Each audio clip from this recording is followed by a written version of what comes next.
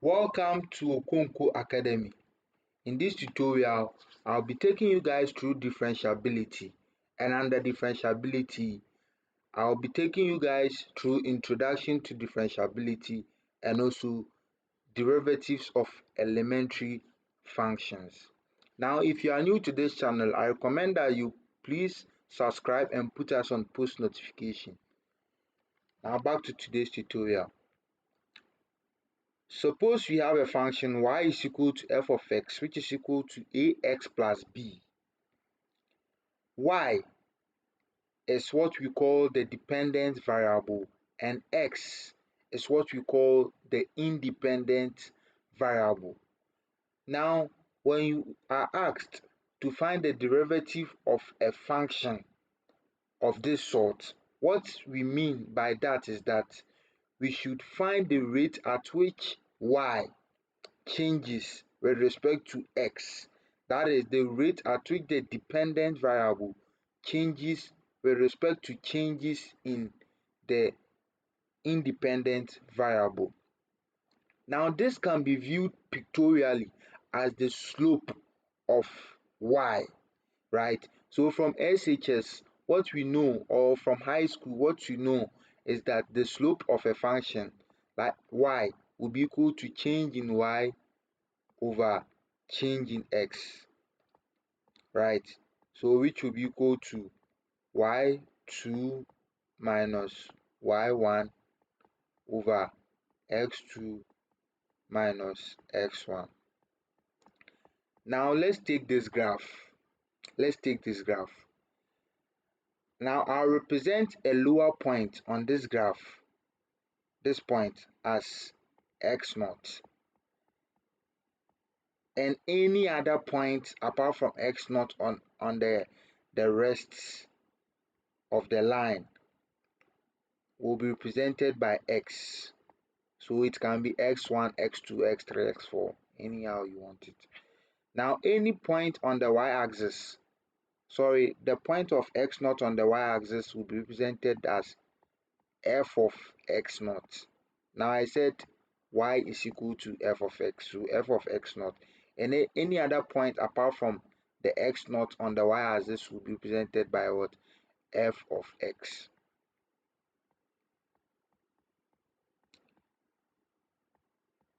Now the slope of this function will be equal to f of x, which in this case is y2, minus f of x0, all divided by x minus x0. Now please take note that whatever we are doing at this point is first differential, not higher order differentials. We'll talk about what that means, but this is first differentials. So this will be equal to the slope of the line, and which is a pictorial representation of what a derivative is, right? Now, let's say x0 and x are separated by an interval of h. Now they are separated by an interval of h, but as h approaches 0, x0 becomes closer and closer to x, or x becomes closer and closer to x0. So I can say that x is equal to x0 plus h, right? But as h approaches 0, right, x becomes approximately equal to x0, right? So now representing this x by x0 in this function, I can get the slope, right? The slope to now be equal to f of x0 plus h minus f of x0 all over x minus x0. So this is the derivative or the slope of the function, but we need to add the limit to it, because I said as h approaches 0, the interval or the distance between this x naught and x closes, and we approach the derivative more and more. So the derivative of the function f of x can be written as f, and you put this small bar here, x, or this is the same as d of f of x over, or d of f, let me clean this, over dx will be equal to limit as h approaches 0, right, of f of x naught plus h minus f of x naught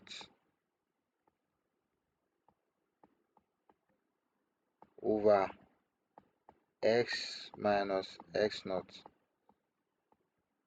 Now we've proved the first first differential formula. Now enough of the boring stuff. Let's solve an example to be able to understand this concept very well. Now let's say f of x is equal to x squared plus 5, and we are asked to find the derivative of f of x at x is equal to 2. The derivative of f of x at x is equal to 2. Now we will define a point before we start this question. Now f of x is differentiable at a point if the function of the differential at that point is or exists, is valid or exists. So uh, for the differential to exist, then it means that f prime of x at 2 should what? Exist. It should exist, right? Yes.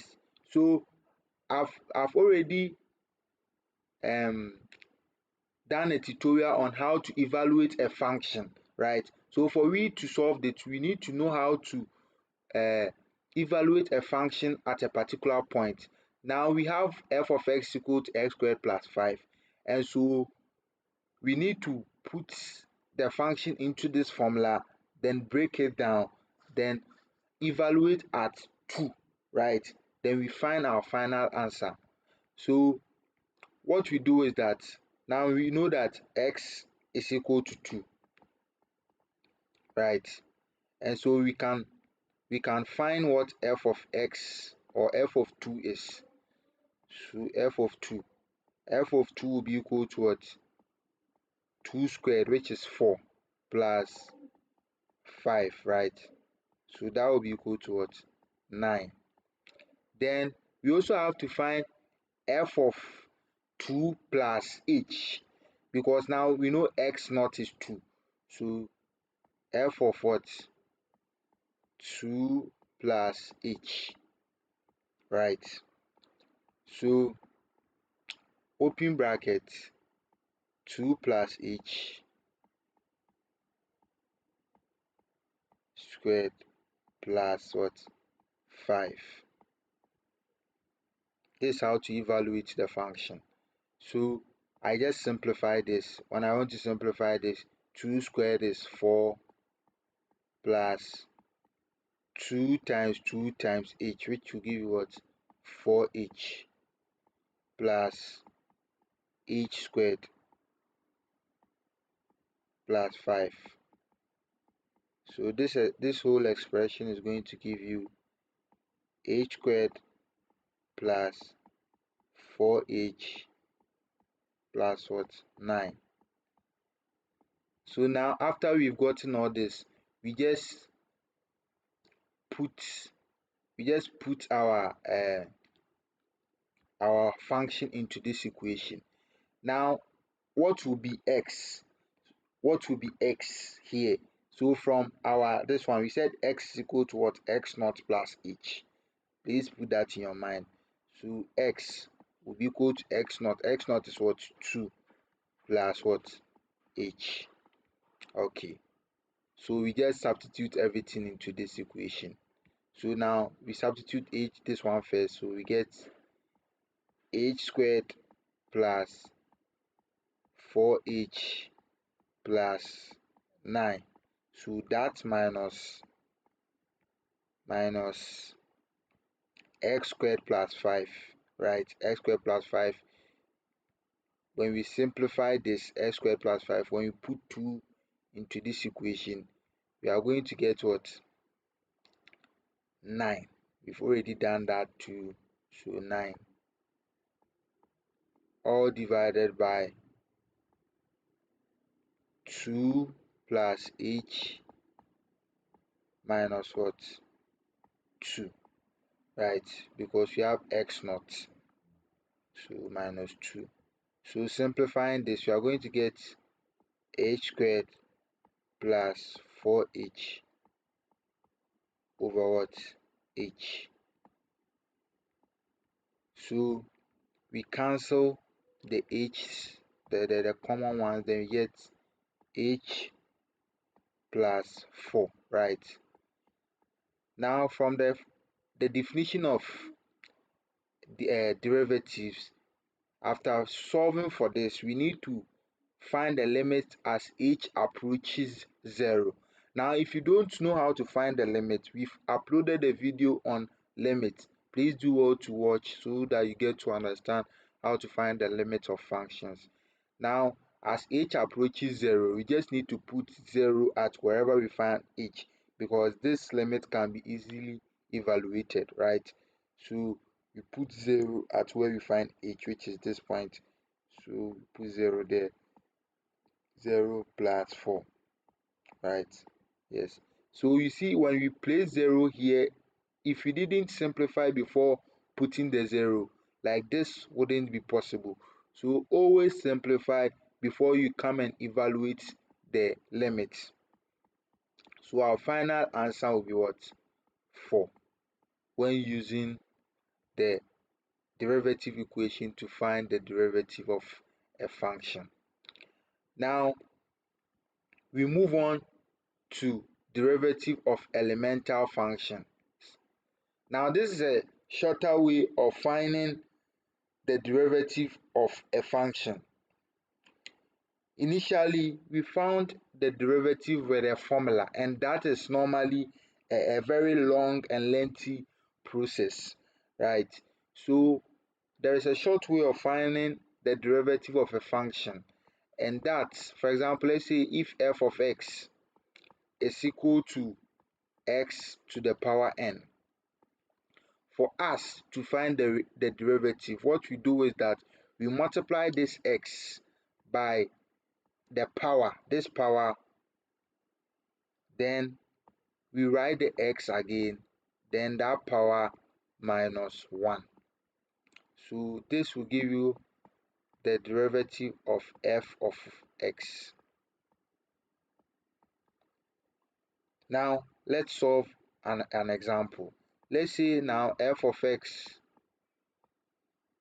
is equal to x to the power 4. Now if I'm asked to find the derivative of this function,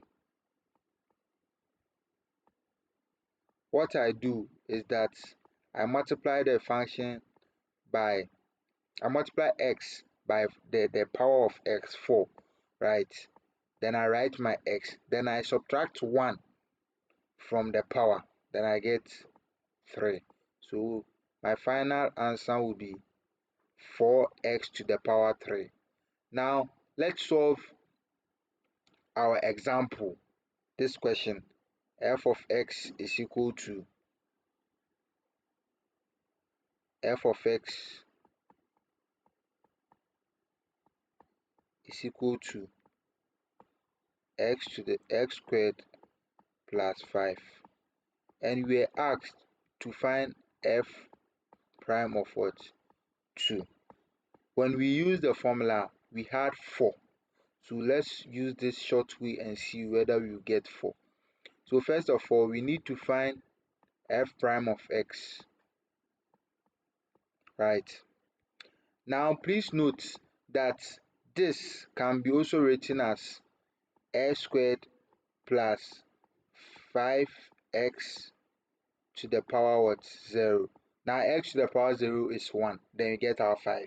So we've just written this so that I can show you why this 5 will be 0.